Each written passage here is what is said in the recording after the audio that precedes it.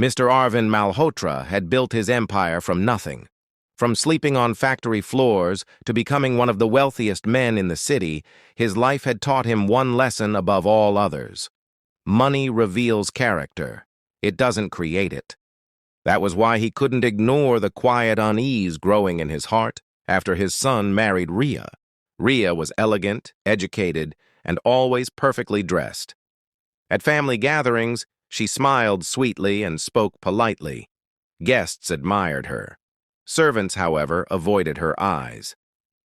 Arvind noticed the way her tone changed depending on who stood in front of her.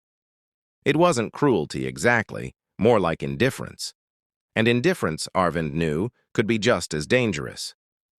Rather than accuse her unfairly, Arvind decided to observe her truth.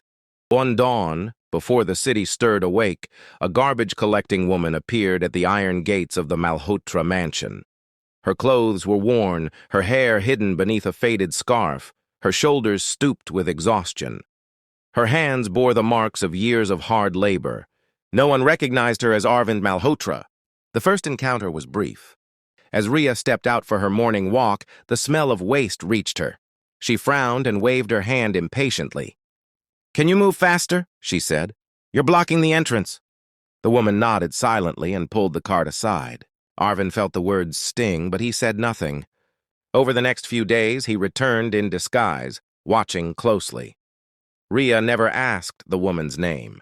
She never greeted her. When the garbage bins weren't emptied neatly, Ria complained sharply to the guards, blaming the woman without hesitation. Yet Arvind noticed something else. On the third morning, Ria came out carrying a bag of leftovers. She looked around, then placed the bag gently atop the trash pile, carefully separated, still warm. She didn't say a word. The next day it happened again. Arvind's certainty wavered. Was Ria simply rude, or was she hiding kindness behind walls built by pride, fear, or habit? That night, Arvind sat alone in his study, staring at an old photograph of his late wife. "She deserves fairness," he murmured. One final test, he decided. One that would leave no doubt about the woman his son had chosen, and the future of the family he had worked a lifetime to protect. The final test came on a quiet morning when the sky was heavy with clouds and the air smelled of rain. Arvind arrived at the mansion gates once again as the garbage-collecting woman, but this time his steps were slower, his breathing labored. Near the entrance, he stumbled and collapsed, his cart tipping over with a dull clatter. Servants rushed forward, startled. "Call security," one of them said. "She's blocking the gate again." Ria, who had been watching from the balcony, hurried downstairs. At first, annoyance flickered across her face, but it faded the moment she saw the woman on the ground, clutching her leg in pain. "Stop!" Ria said firmly. "Don't touch her like that."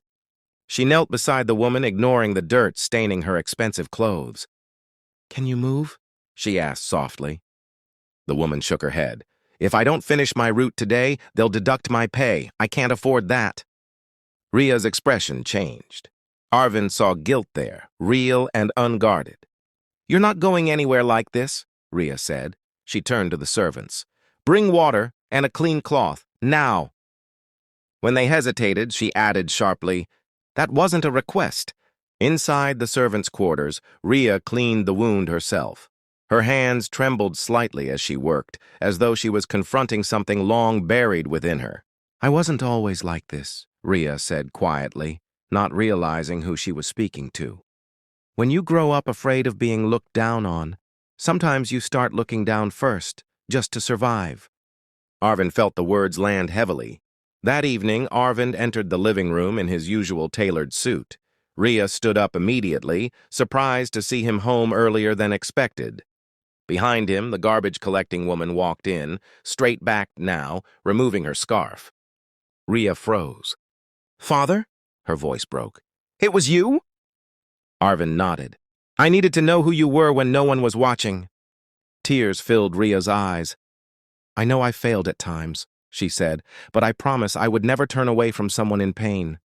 Arvind studied her carefully, then smiled. Kindness isn't perfection. It's choosing to do better when it matters. From that day forward, The Malhotra mansion changed. Ria learned to greet every worker by name. The servants noticed first, then the world outside did too. And Arvind Malhotra, satisfied at last, knew his legacy rested not in wealth, but in character.